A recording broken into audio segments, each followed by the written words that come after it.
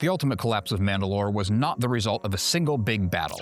Infighting is a part of Mandalorian history and came to a head through betrayal. In the final days leading up to and wading into the Clone Wars, Satine Kryze became Mandalore, that is the ruler of the system of Mandalore, and the Mandalorian people. She was a radical leader who wanted to bring her people into a new age of pacifism, putting their historical warrior ways behind them. She assigned Vizsla as governor of a small moon of Mandalore's, thinking he was an ally. Outwardly, his actions represented this. He was a politician who bit his tongue about her pacifist ideas. In secret, he was the leader of a group called Death Watch, a faction dedicated to overthrowing its ruler and restoring Mandalorian people to their warrior heritage. When the Clone Wars broke out in earnest, Vizsla was emboldened. He allied Death Watch for the Separatist faction that was warring with the Republic. He hoped their additional resources and droid army would give Death Watch the boost that they needed to take over. Count Dooku, predictably to us external observers, betrayed Vizsla and abandoned Death Watch when he was done with them. You'd think that Vizsla would have learned his lesson about trusting outsiders, but that lesson apparently didn't take. Before too long, Vizsla would ally Death Watch with another outsider, one possibly even more evil than the Separatists. Maul and his brother Savage Opress had struck out into the galaxy to build their own power base. They are allied with the Republic, Separatist, Jedi, or Sith. They're doing their own thing, called the Shadow Collective. Up to this point, Maul had consolidated much of the powers of the underworld through Black Sun, the Pike Syndicate, the Hutt Cartel, and now Death Watch. Maul kept truer to his word than Dooku, but that's not saying much. He and Vizsla overwhelmed Mandalore's defenses. Vizsla pulled off what is known as a false flag operation. He sowed chaos and destruction across the central Mandalorian planet, and then came in and cleaned up his own mess, appearing to be a savior. This move, along with him wielding the Darksaber, a weapon of power to rule the Mandalorians, allowed him to declare himself Mandalore. Vizsla did not get to enjoy his success or rule for very long. Maul challenged him to the Mandalorian tradition of single combat. Vizsla was an accomplished and skilled warrior, but Maul is Maul. He won the fight, he took the Darksaber, and claimed leadership of Mandalore. Many Mandalorians fell in line with this outsider claiming the top job. That was tradition, and Death Watch had just finished a terror campaign in the name of tradition. However, some, including Bo-Katan Kryze, could not sit back and let an outsider rule her people. Maul made a statement as the new ruler. He captured the deposed Duchess Satine and executed her in front of Jedi Knight Obi-Wan Kenobi. This was a personal vendetta against Obi-Wan, but also a political statement that the new Mandalorian pacifist movement was dead.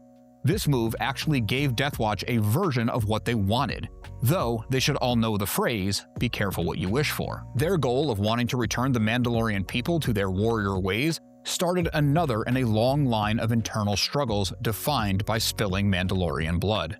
Bo-Katan Kryze, the sister of the deposed and recently assassinated Satine, was a lieutenant under Vizsla in Death Watch. This was not the outcome that she wanted. She was angry at the death of her sister despite their political differences, and would not sit idly by while an outsider ruled her people. Bo leads a new splinter group, the Night Owls, against the followers of the Shadow Collection that fans refer to as the Maul Dalorians. If you're getting value or entertainment out of any of my transmissions, it would mean a lot if you would join the Remnant and subscribe. These events set the stage for the Republic getting involved in an epic battle called the Siege of Mandalore.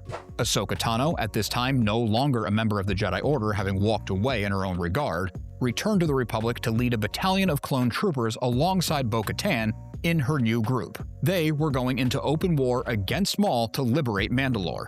The battle would not be an easy one. Maul was prepared for the attack and was using his knowledge of the larger moving pieces in the entire galaxy. Even as Maul is losing the battle, he knows the larger war, and the Clone Wars, is about to end in a way that no one saw coming. He tries to warn Ahsoka and Bo-Katan against Sidious, but they do not fully grasp the scope of things. Order 66 is executed mere days after Maul's defeat.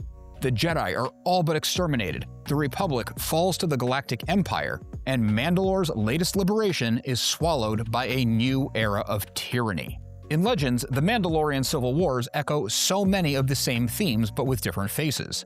Jaster Muriel is part of the true Mandalorians. This is the legend equivalent of the new Mandalorians. He wasn't a strict pacifist, but was pushing for change with a code of honor that clashed with Death Watch's views.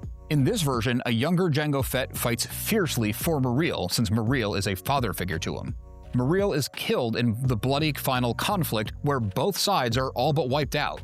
Fett being one of, perhaps the only survivor, whose life takes drastic turns and leads him into his career as a bounty hunter and eventual template for the clone Grand Army of the Republic. Canon presents Vizsla and Maul as a catalyst for the conflict where Legends uses broader, less personal strokes. The conflict derives from Mandalorians consumed by their own infighting, easily manipulated by outside influences, and unable to live in harmony for more than a single generation. Despite these slight differences, the same truths exist in both continuities. Mandalorians never needed an external enemy to bring them down. Their greatest battles were always fought amongst themselves. Mandalore's entire history is written in cycles of blood, war, defeat, rebuilding, and back to blood and war again. Each generation thought that they could do things different, and that their fight would be the last one. Every victory just sowed the seeds of the next bloody conflict. Satine Kryze wanted to break that cycle with her pacifist movement, but this extreme move in the opposite direction left Mandalore open to betrayal and foreign conquest. Swinging all the way back to Civil War is what finally destroyed them. A different path could very well have been the key to Mandalore thriving. A policy, not of abandoning strength, but redefining it. If they could have stopped fighting for long enough, they would have seen that they were an exceptional people because of principles, not because of war. When Satine's plan worked, as brief as it was, Mandalorian culture excelled in numerous arenas, proving that they could be good at whatever they put their minds to. Their survival and success required balance. They would need to defend their peace with strength, but they would also need the wisdom to know when strength was the only option. Strength without conquest, peace without naivety.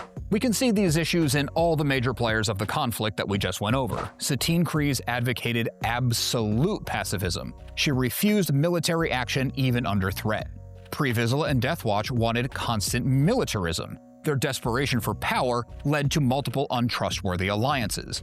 Bo-Katan Kryze rejected both extremes. She says to a fellow Mandalorian, Sabine Wren, that Mandalore needs unity, not just weapons.